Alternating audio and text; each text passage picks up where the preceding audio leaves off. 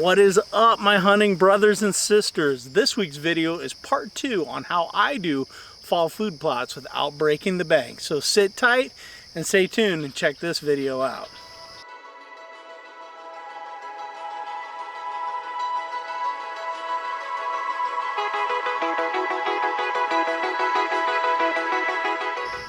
So like I said in the intro, this is part 2 of my food plot video series. Part 1, link will be in the description or up here, wherever I end up putting it.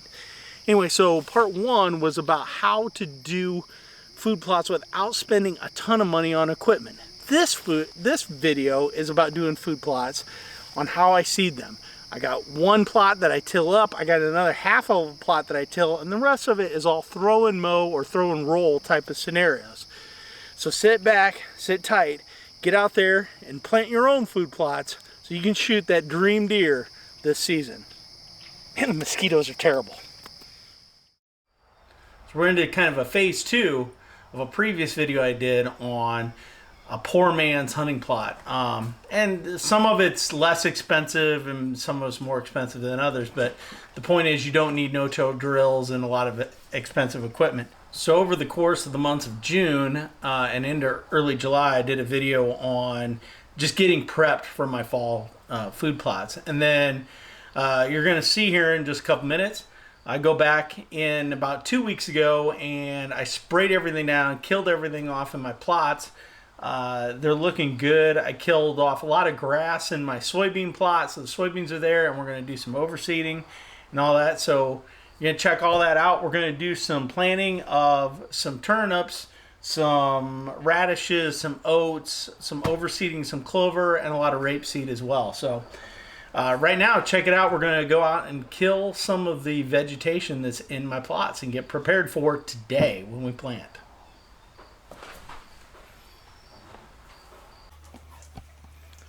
So I've got a bunch of grass that's overtaken a couple of my food plots, and summer's kind of gotten away from me. I should have sprayed it sooner, but I'm going to spray some of the clethodium. I don't know how you pronounce it, but anyway, it's pretty expensive stuff. But you can spray it into beans and brassicas and other stuff, and it only kills the grass. So give it a try.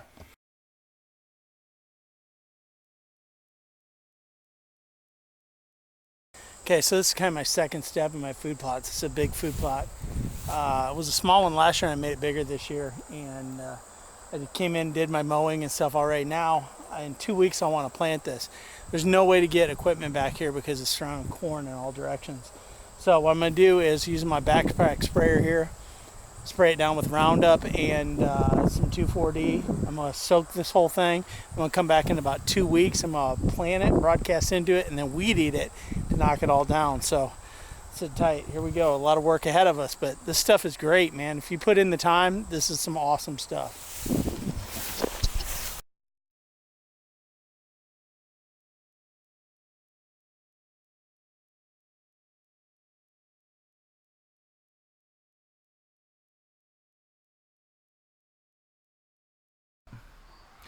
All right, so there you go. We just got done killing everything off. Everything's looking great, and here we are. It's August the what is the date today? 24th. So it's a little bit later. I would have liked to have this stuff in a week or so ago. Life got in the way, as it does for all of us this year. So, but this is going to be good. I've planted into the first week of September before and had good results. So this year I decided to go a little different approach. I waited too long for my local seed company that I get with.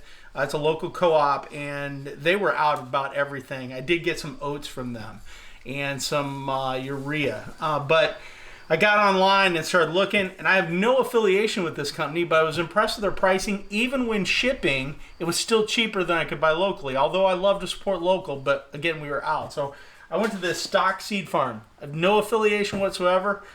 I said, you know what, this is great. They do some mixes, I think, but I basically got all just straight run products. I got some overseeding of some clover, ladino clover. I got some radishes. I got here some purple top turnips, forage peas, and some rape. And I'm impressed looking at their tags. I mean, the weed content on most all of these is 0. 0.02. This one's 0, and this one's 0.13. So a little more in the rape bag here, but that's all right. So I love rape because it seems to grow about anywhere, and it refreshes as the deer hit it. It regrows so fast, and I've seen rape go well into December on my food plots, and it's been awesome for me. The deer seem to like it a lot. I got a red clover food plot. I'm going to put a lot of the clover in. Yeah, so these others. So what I'm going to do is I'm going to run some calculations based on my size, and I'm going to weigh out how much I need per acre. And then we're going to go out today, and we're going to do a lot of overseeding. I am going to one little plot down over the hill over here. I am going to crack the ground on that with my disc. I don't normally like to disc things up, but it's getting late enough, and that one there is easily accessible with a piece of equipment, so I got my little 4-foot disc. But the rest of it, I'm going to broadcast into standing, killed off vegetation, and then in one case I'm going to run a weed eater, another case I'll probably run a weed eater as well, or a bush hog mower. Another one I'm probably going to do a little combination of bush hogging, rolling. I don't want to crush my beans, so and that I just may let what stand. So sit back. We got a fun day. We got beautiful weather. It's like going to be a high of 70 today. Sunny skies. We got rain coming in on, this is a Saturday. We got rain coming in on Monday and Tuesday, which is perfect. You always want to plant this stuff, especially if you're going to broadcast into standing vegetation. You want to do this right ahead of a rain. It helps drive those seeds in the soil, gets good soil seed contact, gets them the moisture. The thatch from the dead stuff holds the moisture. So that's it. I'm rambling on too long. I know everybody hates that, but I got to set a stage for what we're going to do. So sit tight. We're going to measure some stuff out. We're going to get out and we're going to hit the field today, and we're going to get most of these, if not all, planted today. If not, we'll finish them up tomorrow. All right.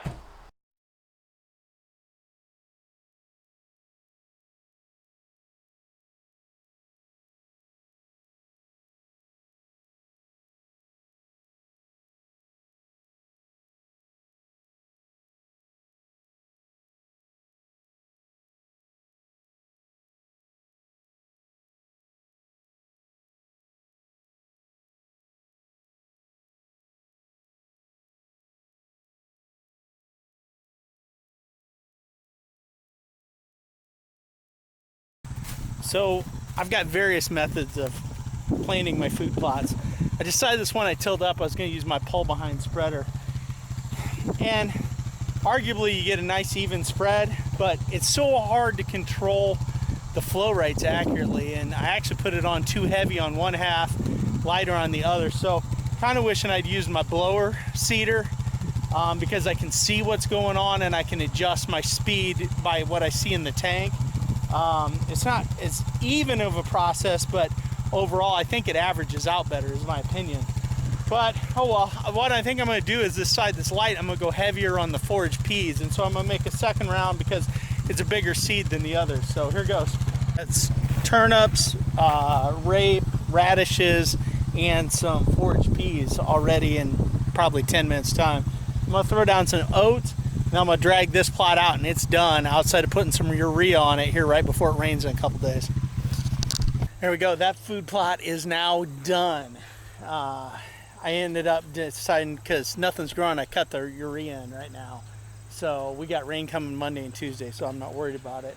It'll burn if you put it on something green, but that's all right. So I'm excited about this food plot. This is an always is a great food plot for me. This is not a hunting plot. This is just a giving back the resource plot, and utilizes a bunch of space that I don't have to maintain the rest of the year. So anyway, we're going to go and put down some overseed on the clover right up here next. All right, so I'm going to overseed my existing clover plot, and I planted this in clover last year. It's all red clover. Sorry about the wind noise. I don't have wind muff on this little camera. It's a red clover, and it turned out really nice. And I did this all with my blower seeder. And so this year I'm going to overseed this with a Ladino clover. Give it a mix. So it'll really pop next year. But I want to get this down now. So, but this clover just, it turned out so nice. I mean, absolutely so nice. I sprayed it to get out some of the grass and everything, but this is awesome. And I like to use the blower spreader on this, and the reason is that I feel I can control that fine seed better with it. You can do this with a pull behind spreader or other types, but I really like this blower spreader right here. Again, with the translucent hopper on this, I can see my seed level and I can control it, because these clover seeds are just so tiny. It's hard to control them in a big spreader. So that's what I'm going to do here, and this should go pretty well. So that literally took about 5 to 7 minutes, I'd say. That literally took 5 to 7 minutes to do a little over 3/4 of an acre, just shy of an acre of clover. And I just set it at the lowest setting, and I can monitor it. I go back and forth. I covered the whole thing once. I went back and I covered the whole thing again, and I ran out almost exactly perfect. So I got the coverage because I'm able to see through this translucent housing right here. I can see my level, and I can actually see the seed spraying, so I know where I'm at the whole time, and it ends up being a really good product. So check those things out. Going into the woods and spread a little bit more next. So this is a good little food plot that's in the woods here, and as you can see, it's pretty shaded. The canopy is pretty thick right here, but I've got a good stand of clover that's in here.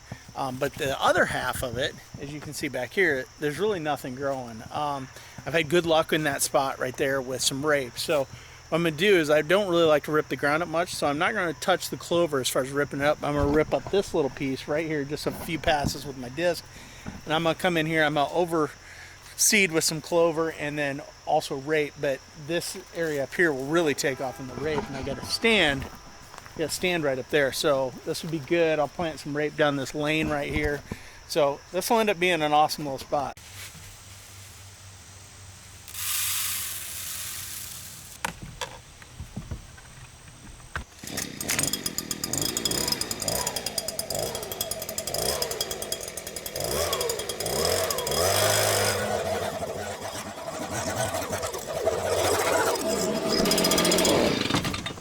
So that took all of about a minute to put down, and it just does a really nice job. It's so uniform. If you just go back and forth, take your time, which taking a minute, it's fast, but it's taking my time. So I think because this is so tight, I'm just going to take my Ranger. It's got real knobby tires on it, as you can see. I'm just going to drive back and forth and just kind of stomp that seed into the ground a little bit, and I think this is going to be good back here. All right, so this is a big food plot. This is new this year.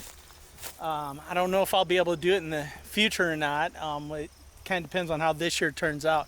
We had so much rain this year that the farmers couldn't farm or couldn't plant a lot of our fields. This field never got planted. So you see out there, you got volunteer corn coming up and a lot of grasses and stuff.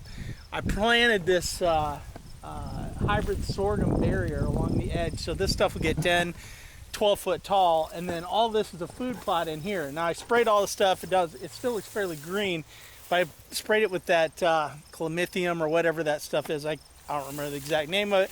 Only kills grass and takes a long time to kill. So it's all basically dead. I mean, you can see it's yellowing. So I've got beans growing in here and clover up there, and I got beans around the corner that I broadcast in the spring, and they look really good. They're hard to see right now with all this cover. So what I'm going to do is I'm going to plant in here some turnips, some rape, some radishes, some oats, and some forage peas, all through this whole thing. And then I'm going to come back with my bush hog mower, and the places that don't have beans, like where I'm standing now, I'm going to bush hog these down so I'm making nice thatch. Where there are beans, I don't want to cut the beans, so I'm just going to seed those spots heavy and assume that some of that stuff's not going to germinate.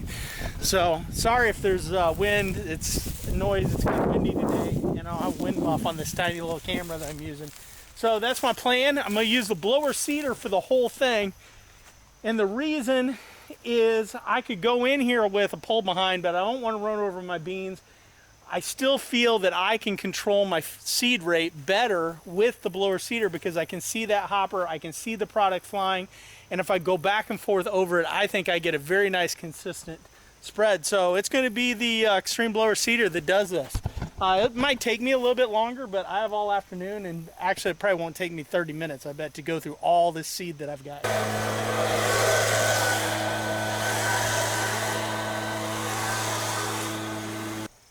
Oh goodness, probably 7-8 pounds of turnips, 7 or 8 pounds of radishes, another 5-6 pounds of rape, some oats. So all across this about 1.5 acres between here and around the corner. And really wasn't bad. I mean, a little bit of a workout, but you get asked, well, why not one of those little chest crank spreaders? And those work great too. I've got one of those. But you know, those throw a nice consistent pattern that's not very wide. With this thing, I can cover about 20 yards total width. So I can get a lot more coverage done a lot quicker.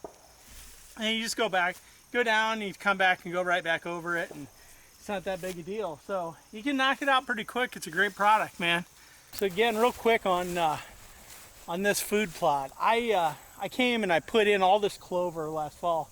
I broadcast it into the standing corn, and I had oats as a nurse crop and some rape, and it did awesome. And then this spring I came out here and I broadcast all these beans. And you can see the clover's just absolutely beautiful. And there's some grasses. There's definitely some grasses in here that I've sprayed, and a lot of it's dying, as you can see. You can see the clover, and you can see the beans all through here. And these were just a free Roundup Ready bean that I got from my local NRCS office.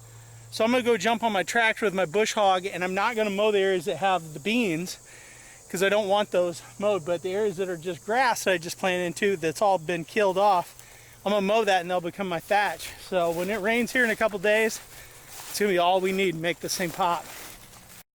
All right, so this is day 2. I'm going to go over to another property of mine and put in a food plot over there. This is literally the definition of a poor man's food plot.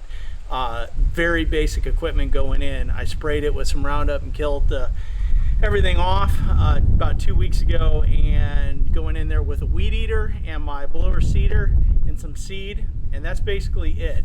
So this is where, when people say that they can't afford to do food plots or do food plots, this is very minimal input cost and equipment, and this is literally just working your butt off. It's not gonna be fun going in there and weed eating this giant area of grass that was real tall, but it's gonna make a really nice food plot, and it's gonna be worth it in the end hunting over this, whether it's me hunting or taking kids or whatever. So the point is you can do this. Every single person can do this if you have private ground. Obviously you can't on public ground, but if you got private ground, you can do something like this. It doesn't have to be big. So sit tight, we're gonna get to work. Alright, so out here, food plot I sprayed 2 weekends ago. I'm sure that footage has already been in this video somewhere. I hand sprayed this, and you can see there's still some green stuff. It's alright, it's in late August. Whatever's green, when I cut it off low with the weed eater, it'll be dead or not grow back at any high rate.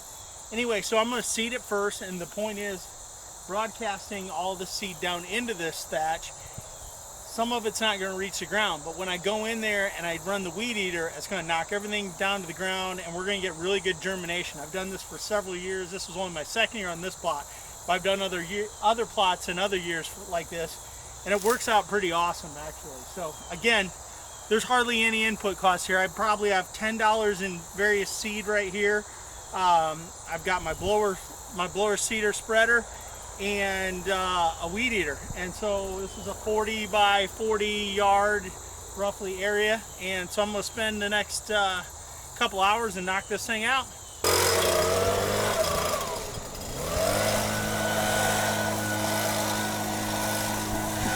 So that literally took 10 minutes tops to put down all the seed in here with this blower seeder. Again, I know I sound like a commercial, but this thing is the ticket for these types of food plots. I mean, it's absolutely outstanding, the uses that it's got.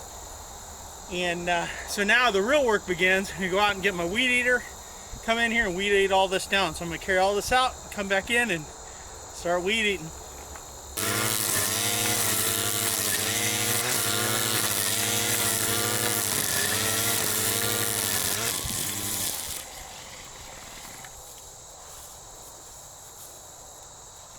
Woo! Simple weed eater, like probably everybody's got at home. So it took me exactly 1.5 hours to do all that stuff. So knock it out. I had to run back to the truck and grab my gas can. So yeah, that's pretty much it, man. Poor man's food plot here. So I'm gonna give everybody updates as this thing grows. I'll come back in here in 2-3 weeks, check it all out. I went ahead and put down some urea in here as well because we got rain coming the next 2 days. So that'd be absolutely perfect. I can get out of here and leave this place alone for a couple weeks. All right, so I hope you enjoyed that video. I know it was long, but I really think some of these tricks and tactics are important when you're trying to put in successful food plots. I'm gonna report back in a few weeks as I track the progression of these plots, give you a kind of a results video. Hopefully we got some videos of killing some deer over these plots. So I hope this encourages you to get out there. You don't have to invest a fortune, just a little sweat equity in some of these. Be safe this year. Get out and enjoy hunting. Be safe. God bless. And as always, it's a new day in the outdoors. Wow, the mosquitoes. This is absolutely ridiculous. I'm usually a one-take guy. I think I'm on like take number 18 or 19. Man, check out the colors in the sky. Awesome night. Ah, mosquitoes!